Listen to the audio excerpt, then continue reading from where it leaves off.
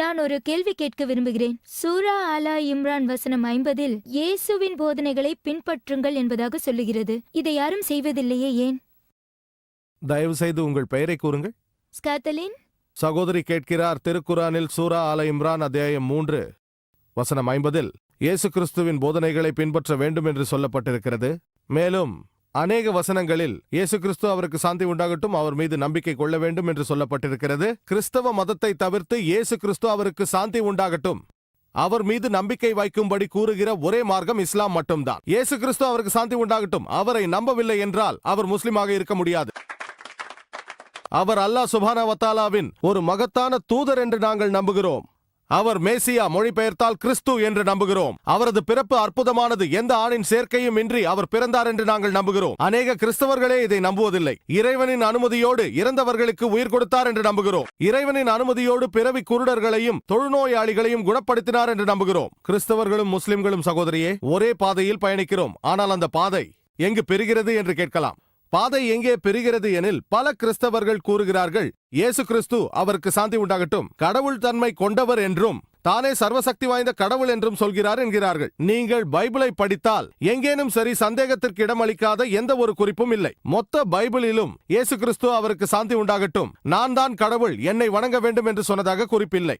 எந்த ஒரு கிறிஸ்தவராவது சந்தேகத்திற்கு இடமளிக்காத திட்டவட்டமாக ஒரு குறிப்பையாவது காட்டினால் இயேசு கிறிஸ்து அவருக்கு சாந்தி உண்டாகட்டும் மொத்த பைபிளில் நான் தான் கடவுள், என்னை மட்டும்தான் நீங்கள் வணங்க வேண்டும் என்று கூறியதாக ஒரு சின்ன குறிப்பை என்னிடம் காட்டினால் நான் கிறிஸ்தவ மதத்தை ஏற்றுக்கொள்கிறேன். நான் மற்ற முஸ்லிம் சகோதரர்களின் சார்பாக பேசவில்லை. உண்மையில் நீங்கள் பைபிளை படித்து பார்த்தால் யோவான் எழுதிய சுவிசேஷத்தில் அதிகாரம் 14 வசனம் 28 என் பிதா என்னிலும் பெரியவராக இருக்கிறார் என்று இயேசு கிறிஸ்து கூறுகிறார். யோவான் எழுதிய சுவிசேஷம் அதிகாரம் 10 வசனம் 29 என் பிதா எல்லாரிலும் பெரியவராக இருக்கிறார். மத்தேயு சுவிசேஷம் அதிகாரம் 12 வசனம் 28 நான் தேவனுடைய ஆவியினாலேயே பிசாசுகளை துரத்துகிறேன். லூக்கா சுவிசேஷம் அதிகாரம் 11 வசனம் 20 நான் தேவனுடைய விரலினாலேயே பிசாசுகளை துரத்தி அடித்தேன். யோவான் சுவிசேஷம் அதிகாரம் 5 வசனம் 30 நான் என் சுயமாய் ஒன்றும் செய்வதில்லை, காதால் கேட்கிறபடியே நியாயம் தீர்க்கிறேன். எனக்கு சித்தமானதை நான் தேடாமல் என்னை அனுப்பின பிதாவுக்கு சித்தமானதையே நான் தேடுகிறேன்.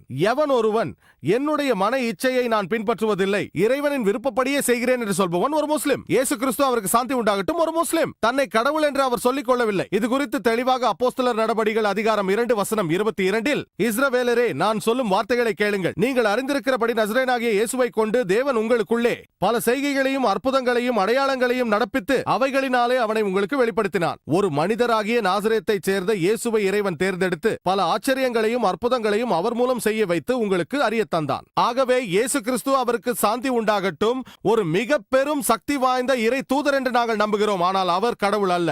இங்குதான் வேறுபடுகிறோம். அவரது போதனைகளை பொறுத்தவரையில் உங்கள் அடிப்படை கேள்வி அதுதான். அதாவது திருக்குரான் இயேசு கிறிஸ்துவின் போதனைகளை பின்பற்றும்படி சொல்கிறதே என்று கேட்டீர்கள். இயேசு கிறிஸ்து அவருக்கு சாந்தி உண்டாகட்டும் இந்த உலகத்திற்கு வந்த பொழுது அவர் யூதர்களுக்காக மட்டும்தான் அனுப்பப்பட்டார், இஸ்ரவேலர்களுக்கு மட்டும்தான். திருக்குரான் தெளிவாக சொல்கிறது. சூரா அல் சஃப் அத்தியாயம் 61 வசனம் 6 இயேசு கிறிஸ்து அவருக்கு சாந்தி உண்டாகட்டும் இஸ்ரவேலர்களுக்கு ஒரு இறை தூதராக வந்தார் என்கிறது. மேலும் சூரா ஆல இம்ரான் அத்தியாயம் 3 வசனம் 49 இயேசு கிறிஸ்து அவருக்கு சாந்தி உண்டாகட்டும் இஸ்ரவேலர்களுக்கு மட்டும் அனுப்பப்பட்டார். மத்தேயு சுவிசேஷத்தில் எழுதப்பட்டுள்ளது அதிகாரம் 10 வசனங்கள் 5 மற்றும் 6 இயேசு கிறிஸ்து அவருக்கு சாந்தி உண்டாகட்டும் அவர் சொல்கிறார் புறஜாதியார் நாடுகளுக்கு செல்ல வேண்டாம். யார் அந்த புறஜாதியார்? யூதர் அல்லாதவர்கள், இந்துக்கள், முஸ்லிம்கள். புறஜாதியார் நாடுகளுக்கு செல்ல வேண்டாம், சமாரியர் பட்டணத்திற்கு பிரவேசிக்காதீர்கள், ஆனால் காணாமல் போன ஆடுகளாகிய இஸ்ரவேல் வீட்டாரிடத்தில் போங்கள். இதே மாதிரியான செய்தி மத்தேயு சுவிசேஷம் அதிகாரம் 15 வசனம் 24 அப்போஸ்தலர்களிடத்தில் நான் காணாமல் போன ஆடாகிய இஸ்ரவேல் வீட்டாரிடத்திற்கே அனுப்பப்பட்டேனே அன்றி மற்றபடி அல்ல என்கிறார். இயேசு கிறிஸ்து அவருக்கு சாந்தி உண்டாகட்டும் இஸ்ரவேலர்களுக்காக அனுப்பப்பட்டார். அவரது போதனைகள் ஒரு குறிப்பிட்ட காலத்திற்கு பின்பற்ற வேண்டியவையாக இருந்தது. இதைத்தான் பைபிளும் குரானும் சொல்கின்றன. இவற்றிற்கு மாறாக சகோதரியே, நீங்கள் பைபிளை படித்தால் இயேசு கிறிஸ்து அவருக்கு சாந்தி உண்டாகட்டும் அவர் கூறியதை ஆராய்ந்து பாருங்கள். லூக்கா சுவிசேஷத்தில் அதிகாரம் 2 வசனம் 21 அவருக்கு 8ஆம் நாள் விருத்த சேதனம் செய்யப்பட்டது. முஸ்லிம்களான நாங்கள் மாஷா அல்லாஹ் விருத்த சேதனம் செய்கிறோம். பெரும்பாலான கிறிஸ்தவர்கள் விருத்த சேதனம் செய்வதில்லை. ஆகவே இயேசு கிறிஸ்து அவருக்கு சாந்தி உண்டாகட்டும் அவரது போதனைகளை கடைபிடிப்பவர் கிறிஸ்தவர் என்றால் நான் அந்த கிறிஸ்தவர்களுக்கெல்லாம் மேலான ஒரு கிறிஸ்தவனாக இருக்கிறேன். பைபிளில் கூறப்பட்டுள்ளது. எபேசியர் புத்தகம் அதிகாரம் 5 வசனம் 18 மது அருந்த கூடாது என்று சொல்லப்பட்டுள்ளது. நீதிமொழிகள் அதிகாரம் 20 வசனம் 1 மது கேடு விளைவிக்கும் என்கிறது. முஸ்லிம்களான நாங்கள் மது அருந்துவதில்லை. திருக்குரான் சூரா மாய்தா அத்தியாயம் 5 வசனம் 90 மதுபானம் ஹராம் என்கிறது, நாங்கள் அருந்துவதில்லை. மொத்தமாக அதை தொடுவதில்லை. முஸ்லிம்கள் தாம் மது அருந்தாத பெரிய சமூகம். பைபிளின் கூற்றுப்படி மது அருந்தக்கூடாது, பன்றி இறைச்சியை உண்ணக்கூடாது என்று பைபிளில் பல இடங்களில் சொல்லப்பட்டிருக்கிறது. லேவியராகமம் புத்தகம் அதிகாரம் 11 வசனங்கள் 7 மற்றும் 8 உபாகமம் புத்தகம் அதிகாரம் 14 வசனம் 8 கூறப்பட்டுள்ளது. மேலும் ஏசாயா அதிகாரம் 65 வசனங்கள் 2 5 வரை இதுபோல் 5ற்கும் குறைவில்லாத இடங்களில் பன்றி இறைச்சி உண்ணக்கூடாது என்று பைபிள் சொல்கிறது. இப்படி இருந்தும் அநேக கிறிஸ்தவர்கள் பன்றி இறைச்சி உண்கிறார்கள். ஆகவே இயேசு கிறிஸ்து, அவருக்கு சாந்தி உண்டாகட்டும், அவருடைய போதனைகளை பின்பற்றுபவர்தான் கிறிஸ்தவர் என்றால், முஸ்லிம்களான நாங்கள் கிறிஸ்தவர்களை விட மேலான கிறிஸ்தவர்களாக இருக்கிறோம். இப்படி சொல்லிக்கொண்டே போகலாம். இயேசு கிறிஸ்து, அவருக்கு சாந்தி உண்டாகட்டும், அவரிடம் கேட்கப்பட்டது மேலான கட்டளை எதுவென்று.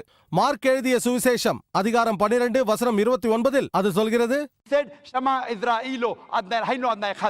எபிரேய மொழியில் உள்ள இதற்கு அர்த்தம், ஓ இஸ்ரவேல் கேள், நமது இறைவன் ஒருவனே. முஸ்லிம்களான நாங்கள் மாஷா அல்லாஹ் ஒரு இறைவனை தவிர வேறு எவரையும் நம்புவதில்லை. அநேக கிறிஸ்தவர்கள் திருத்துவ கொள்கையை நம்புகிறார்கள், பிதா, குமாரன் மற்றும் பரிசுத்த ஆவி. ஆகவே இயேசு கிறிஸ்து, அவருக்கு சாந்தி உண்டாகட்டும், அவரது போதனைகளை பின்பற்றுபவர்தான் கிறிஸ்தவர் என்றால், முஸ்லிம்களான நாங்கள் கிறிஸ்தவர்களை விட மேலான கிறிஸ்தவர்கள். இஸ்லாத்திற்கும் கிறிஸ்தவத்திற்கும் இடையே உள்ள ஒற்றுமைகள் என்ற எனது சொற்பொழிவை நீங்கள் பார்க்கலாம். அதில் இயேசு கிறிஸ்து, அவருக்கு சாந்தி உண்டாகட்டும், நாங்கள் அவரது போதனைகளை அதிகமாக பின்பற்றுகிறோம் என்ற உண்மையை நீங்கள் தெரிந்து கொள்ளலாம். இதுவே எனது பதில்.